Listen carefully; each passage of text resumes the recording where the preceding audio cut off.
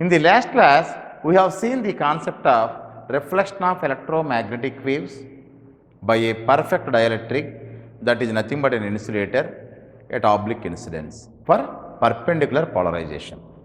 So, in this class, we are going to discuss about the parallel polarization, which is also known as vertical polarization. So, if you see this figure, as usual, this is the plane of incidence, this is the plane of reflection, and this is the plane of transmission. So, here, as for the definition of the parallel polarization, electric field intensity is parallel to the plane of incidence or vertical to the boundary surface. So, if you see this once again to understand this, so this is nothing but your magnetic field and electric field is parallel to the plane of incidence here.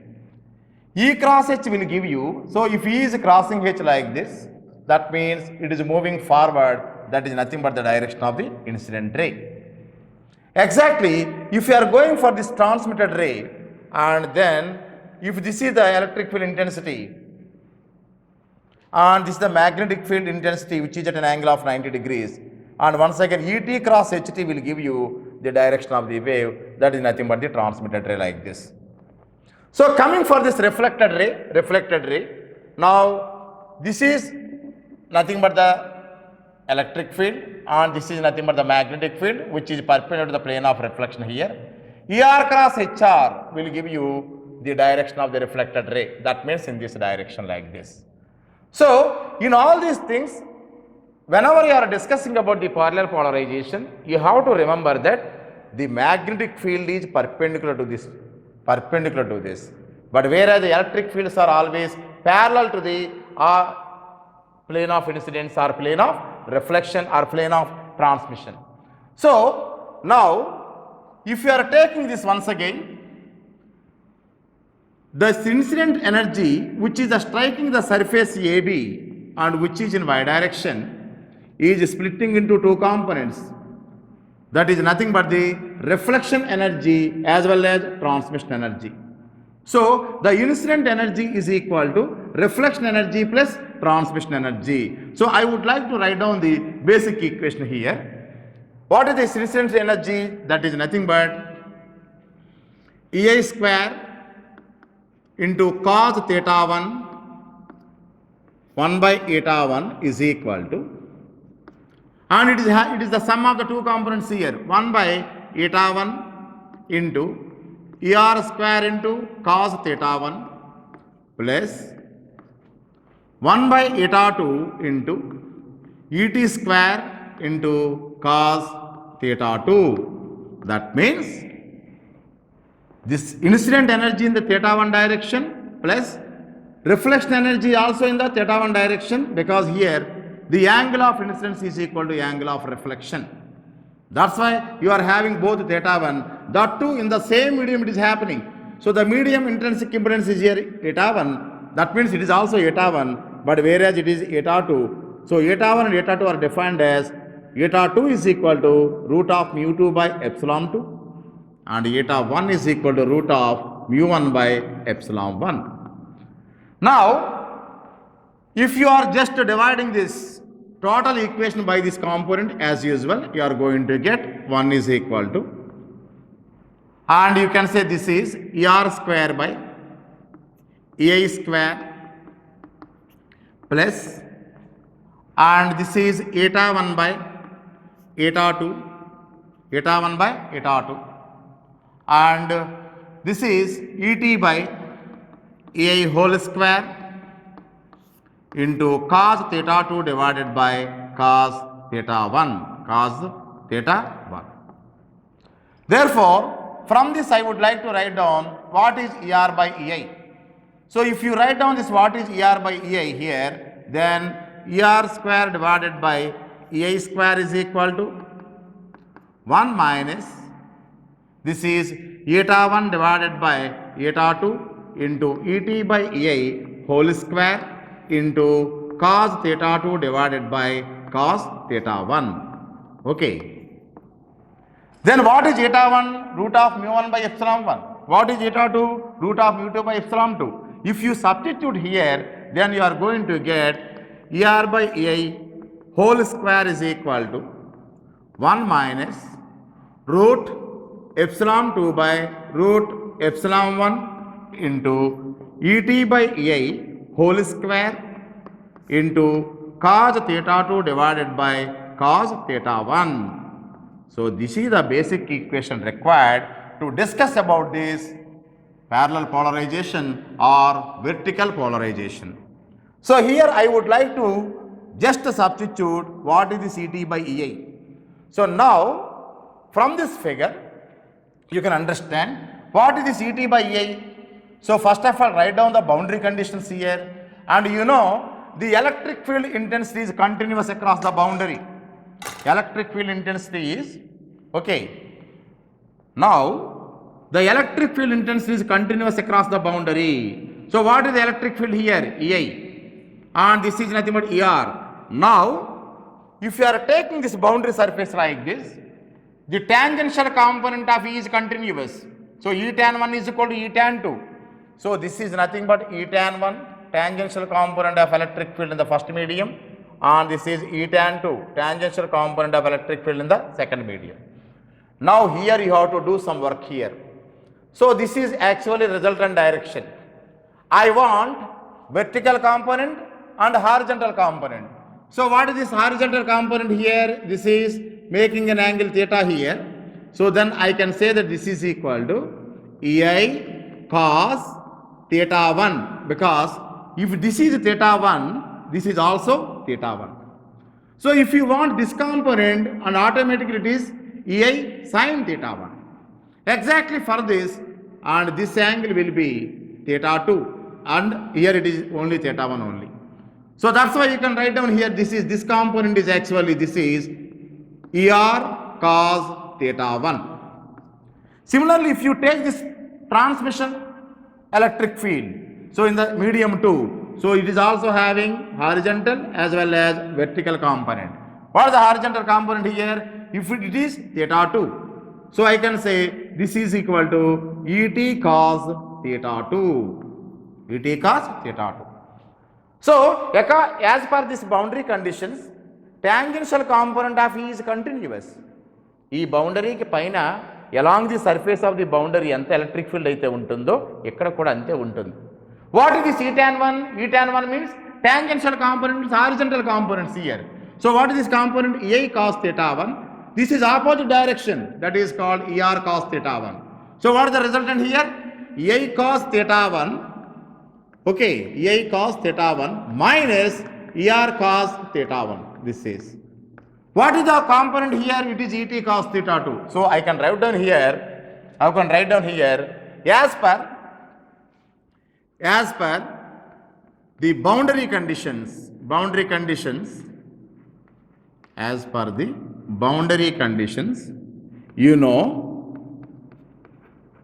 E tan 1 is equal to E tan 2. That means electric field is continuous across the boundary in the dielectrics. That means you can say EI cos theta 1 minus ER cos theta 1 is equal to ET cos theta 2. ET cos theta 2. Therefore, I can say this is cos theta 1 into EI minus ER into cos theta 1 is equal to ET cos theta 2. ET cos theta 2. I want ET by EI. So divide on both sides by EI. This is 1 minus ER by EI into cos theta 1 is equal to ET by EI into cos theta 2. So this is from your boundary conditions. So what is ET by EI here? ET by EI is equal to 1 minus ER by EI into cos theta 1 divided by cos theta 2. Cos theta 1 by cos theta 2. Now remember friends, this is the most important equation that is required for our derivation part. This is. So ET by E is equal to this one. Now if you take this basic equation If you substitute what is Et by Ei in this equation, and you are going to get your reflection coefficient Er by Ei. Okay. So let me substitute this Et by Ei in this basic equation. Okay. We are going to get Er by Ei whole square is equal to 1 minus root epsilon 2 by root epsilon 1 into 1 minus Er by Ei 1 minus Er by Ei whole square into cos square theta 1 by cos square theta 2 into cos theta 2 by cos theta 1. Okay. So this square and this will be cancelled, this and this will be cancelled. So just expand this, you are going to get Er by Ei whole square is equal to 1 minus root epsilon 2 by root epsilon 1 into root epsilon 2 by root epsilon 1 into, right, this is equal to 1 minus Er by Ei whole square I can write down here, this is 1 minus Er by Ei whole square into cos theta 1 by cos theta 2, cos theta 2. Okay, this is. Now, this can be written as like this. It is 1 minus Er by Ei whole square is equal to 1 minus Er by Ei whole square is equal to, and just root epsilon 2 by root epsilon 1 into 1 minus Er by Ei whole square into cos theta 1 by cos theta 2, cos theta 2. So this is called a square minus b square. I can write down a plus b into a minus b.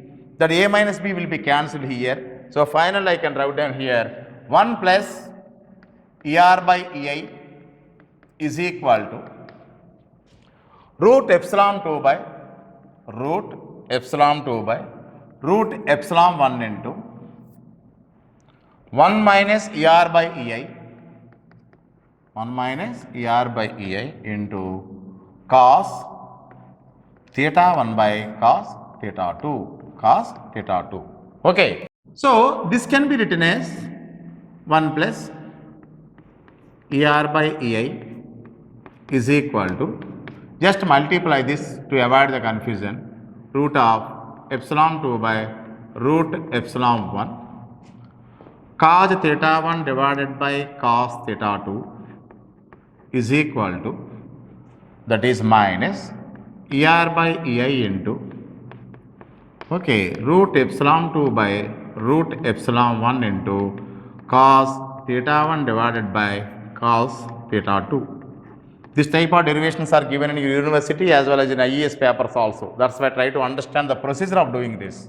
So this can be written as Er by Ei into 1 plus root epsilon 2 by root epsilon 1 into cos theta 1 by cos theta 2 is equal to, and 1 take to this side, it is root epsilon 2 by root epsilon 2 by root epsilon 1 cos theta 1 by cos theta 2 minus 1. This is. Therefore, you can write down here, this is Er by Ei into root epsilon 1 cos theta 2 plus root epsilon 2 cos theta 1 divided by root epsilon 1 cos theta 2 is equal to root epsilon 2 cos theta 1 minus root epsilon 1 cos theta 2 divided by root epsilon 1 into cos theta 2. Okay, just cancel this. You are going to get your Er by A is equal to, reflection coefficient is equal to root epsilon 2 cos theta 1 minus root epsilon 1 cos theta 2 divided by root epsilon 1 cos theta 2 plus root epsilon 2 cos theta 1. So just by reordering this, you are going to get ER by EI is equal to root epsilon 2 cos theta 1 minus root epsilon 1 cos theta 2 divided by root epsilon 2 cos theta 1 plus root epsilon 1 into cos theta 2. So this is nothing but your reflection coefficient. This is nothing but your reflection coefficient ER by EI. Okay. So this can be written as it is nothing but the gamma. So if you want the transmission coefficient here ET by EI, already you know the relation from this. This is equal to ET by EI is equal to 1 minus ER by EI into cos theta 1 divided by cos theta 2. So using this relation, you are going to get your transmission coefficient. This is the condition actually we have developed based on your boundary conditions here. So now I would like to simplify this equation by using the Snell's law. That is nothing but the law of sines. So what is law of sines and how to do this? Let us see. So I would like to tell you Snell's law. Snell's law means it is always giving the relation between the angle of incidence and angle of refraction. So you know Snell's law is equal to sin theta 1 divided by sin theta 2 is equal to root of epsilon 2 by epsilon 1. So from this I can write down root epsilon 2 is equal to root epsilon 1 into sin theta 1 divided by sin theta 2. Okay. So this one I would like to substitute in our equations here. So what is the reflection coefficient ER by EI? So I can write down here ER by EI is equal to, so ER by EI is equal to root epsilon 2, okay, cos theta 1 minus root epsilon 1 cos theta 2 divided by root epsilon 1 cos theta 2 plus root epsilon 2 cos theta 1, root epsilon 2 cos theta 1. Okay. So now in the place of root epsilon 2, I would like to substitute this. So this is equal to root epsilon 2 means you can say root epsilon 1 sin theta 1 divided by sin theta 2 into cos theta 1 minus root epsilon 1 into cos theta 2 divided by,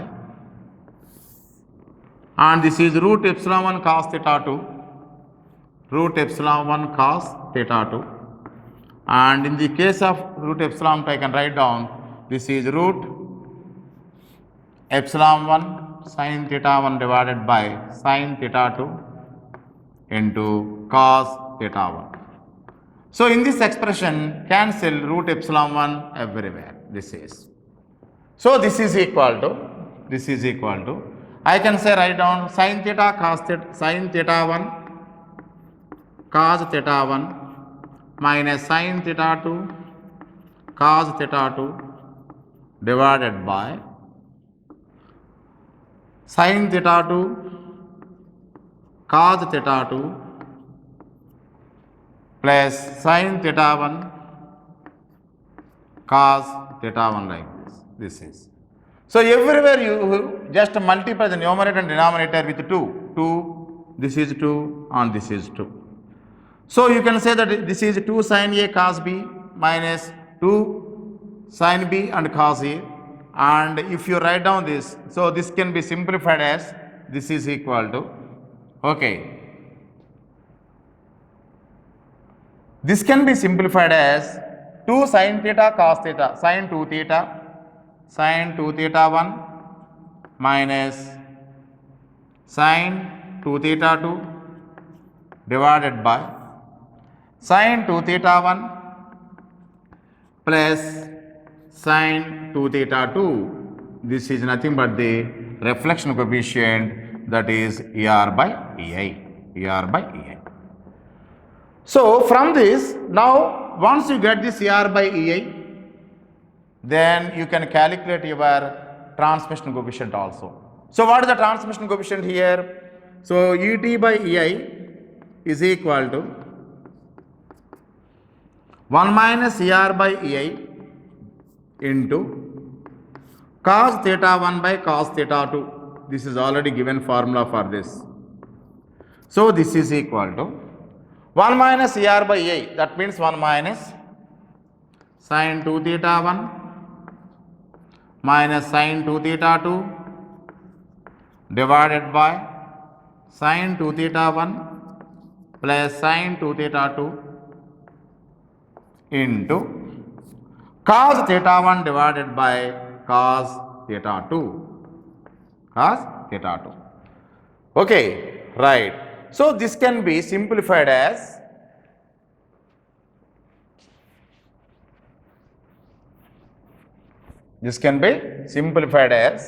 okay.